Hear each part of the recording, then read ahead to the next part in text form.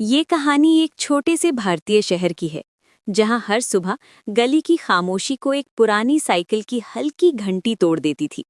उसी साइकिल पर रोजाना रमेश, शहर का एक सादा सा लेकिन बेहद ईमानदार दूध वाला, दूध के 2 बड़े डिब्बे लादे निकलता था। रमेश गरीब जरूर था, लेकिन उसकी नीयत बिल्कुल साफ थी।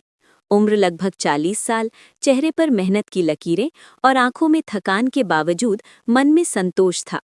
वो रोज सुबह सुबह उठकर गली गली लोगों के घर दूध पहुंचाता था।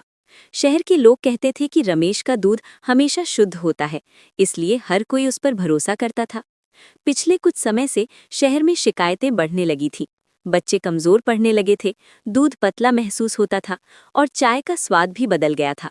लोगों को शक होने लगा था कि कई दूध वाले दूध में पानी मिलाकर बेच रहे हैं। ये बात धीरे धीरे पूरे शहर में फैल गई और अंत में थाने तक पहुंच गई। थाने में नए नए तैनात हुए इंस्पेक्टर वर्मा ने इस मामले को गंभीरता से लिया। वे सख्त स्वभाव के जरूर थे, लेकिन न्यायप्रिय और ईमानदार पुलिस अधिकारी थे। उनका मानना था कि रोजमर्रा की चीजों में की गई बेईमानी पूरे समाज को नुकसान पहुंचाती है। उन्होंने तय किया कि इस बार सिर्फ शिकायतों के आधार पर नहीं, बल्कि खुद जांच करके सच्चाई सामने लाई जाएगी। इंस्पेक्टर वर्मा ने आम कपड़े पहने और सुबह के समय अलग अलग इलाकों में दूध खरीदना शुरू किया। कहीं दूध बहुत पतला था, कहीं नाप तौल में कमी थी।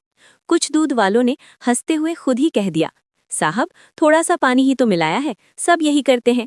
इंस्पेक्टर वर्मा सब कुछ चुपचाप देखते और मन ही मन नोट करते रहे। आखिर एक सुबह वे रमेश के पास पहुंचे। रमेश दूध नाप रहा था। उसका दूध न ज्यादा पतला था और न ही तौल में कोई कमी थी।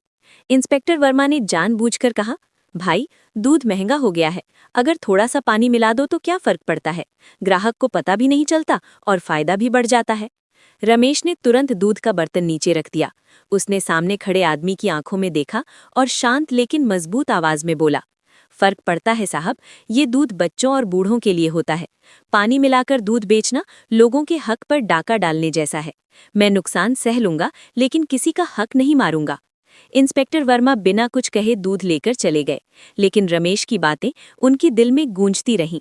कुछ ही दिनों बाद शहर में पुलिस की कार्रवाई शुरू हो गई। कई इलाकों में छापे मारे गए, दूध के नमूने जांच के लिए भेजे गए और दूध में पानी मिलाने वाले कई लोग गिरफ्तार कर लिए गए। पूरे शहर में डर और हैरानी का माहौल बन गया। लोग सोचने लगे कि अब भरोसा किस पर किया जाए। एक दिन रमेश दूध बांधकर घर लौटा तो उसने देखा कि उसके घर के बाहर पुलिस की गाड़ी खड़ी है। उसकी पत्नी घबरा गई और बच्चे सहम गए। रमेश ने खुद को संभाला और बाहर निकल आया। गाड़ी से इंस्पेक्टर वर्मा उतरे। रमेश ने उन्हें पहचान लिया। ये वही आदमी थे जो उससे दूध लेने आए थे। इंस्पेक्टर वर्मा मुस्कुराए और बोले, रमेश जी, घबराने की कोई जरूरत नहीं है। फिर उन्होंने मोहल्ले वालों के सामने कहा, हमने रमेश के दूध की कई बार जांच की है, इसमें पानी की एक बूंद भी नहीं मिली।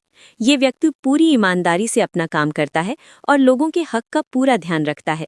इसके बाद इंस्पेक्टर वर्मा ने रमेश को एक सम्मान पत्र दिया और घोषणा की कि आज से शहर के सभी स्कूलों और अस्पतालों में दूध की सप्लाई रमेश ही करेगा, ताकि बच्चों और मरीजों को शुद्ध दूध मिल सके। रमेश की आंखों से आंसू निकल आए। उसने विनम्रता से कहा, साहब मैंने तो बस सच का साथ दिया है। इंस्पेक्टर वर्मा ने जवाब दिया, और सच हमेशा जीतता है।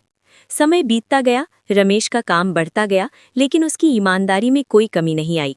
आज भी लोग गर्व से कहते हैं कि रमेश का दूध सिर्फ सफेद नहीं, बल्कि उसकी नीयत भी उतनी ही साफ है।